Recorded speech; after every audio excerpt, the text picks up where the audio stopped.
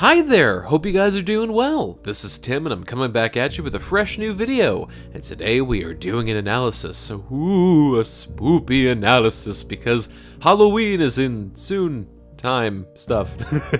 So, two quick things with this video. First off, this is the first analysis video where I am using my Blue Yeti microphone. So, woohoo! Hope it's clear for you guys.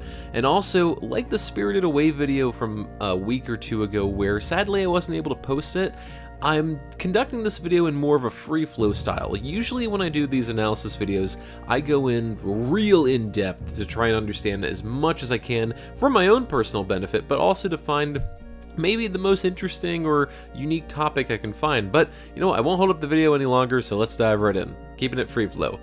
Alright, so if you can look at the screen, can you guess what Disney film this is from? Huh? At all? Maybe if I do this? Yeah, spoopy. Silhouettes can be scary. What could it be? It's the Headless Horseman! Ah!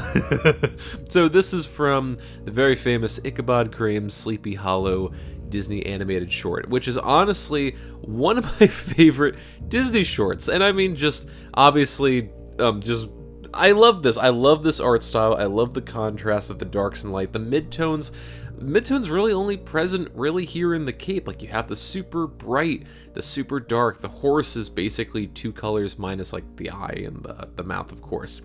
And the back has this very vibrant yet smooth transition outward coloring to it. I love this art style. I absolutely love it. And the animation for the horseman is spectacular. So I don't know if I'll let to talk about, but let's try to find some stuff. Now, what I've always liked with these scenes are like the horse riding. Just the Headless Horseman can look jittery at some bits, but I really love Ichabod and the horse's way to really mix up how to ride. Sometimes he's in the front, sometimes he's hopping really weird, sometimes he's on the side, and just how exaggerated it can get. Just I remember, yeah, like this, how he's just like. He's just hopping up and staying behind. You'll see different ways throughout how they kind of change it up. Also, what I love, just as contrast, is that you look at Ichabod and his horse, and they have this very simplistic, flat style to it. You can see just with the horse alone, just the amount of detail, just the smooth versus hard transitions of the line work and the shadowing, and just... Even though, again, like the teeth can kind of come off as cartoony, you can tell this is way more serious. Leading back to the horseman, clearly the budget of this scene was put into the horseman and his movements as well as the horse.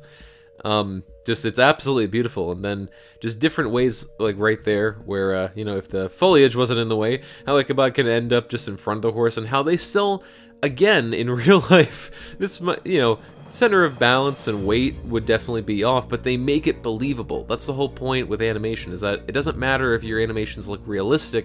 The whole point is that the effect is believable. I apologize with there's a lot of pixelation going on with this footage, so I do apologize if that's killing the experience for you. But then you get like grandiose shots like that, and like the camera shaking and twisting, and you get, again, very good exaggeration, just this wild-eyed panic, and even this wild-eyed calmness to it. We're like, oh, you know, we're okay. And suddenly, it's right there, and just this build-up, this anticipation. Look how long it takes for that sword to build up. I'll replay it back. That's why I love the Horseman so much, is that he goes back and forth between having very quick, fluid, and also janky motions, but also just this slow build up on ones. Just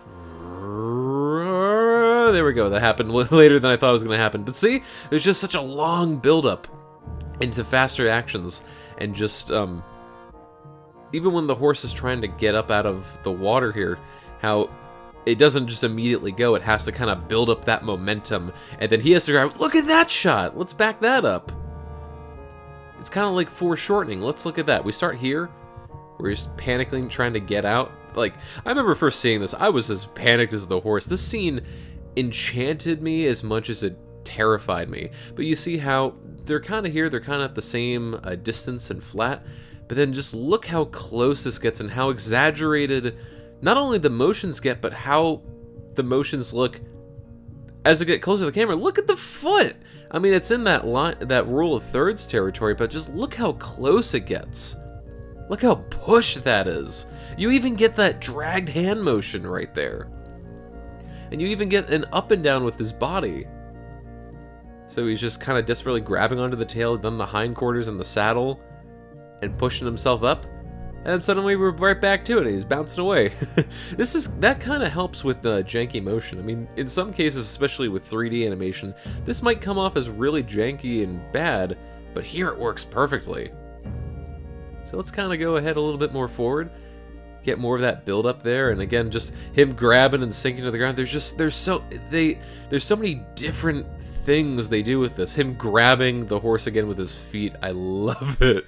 There's so many different ways they exaggerate and do the same action, but just at different angles or different tempos or different camera variations. And then we get to this ultimate shot right here, which I get so giddy at that. Again, I apologize if this isn't really much of an analysis as much as just me being giddy and just kind of talking through the scene. I don't know if this is entertaining for anybody, but you know, I'm just trying to keep this a free flow. So again, you know, the scene's pretty much almost over, but again, I just love how much they can vary a horse chase. And I mean, animating a human and a horse is difficult enough as is. Having two of them counteract each other and still be believable and entertaining, that is a tremendous feat. So we'll just leave it at that. And that fire kind of looks like I don't know if that's part of the pumpkin or the fire. So we'll just leave it at that. So thank you guys so much for watching. I hope this was entertaining for you guys. I don't know if it was, but yeah, I hope you guys enjoy your Halloween. Also, please check out Spirited Away with Fathom events. They are scheduled for the 29th, the 30th, and November 1st, so please check that out. And again, thank you guys so much for watching, and I hope you guys enjoy the rest of your day. And have a spoopy Halloween.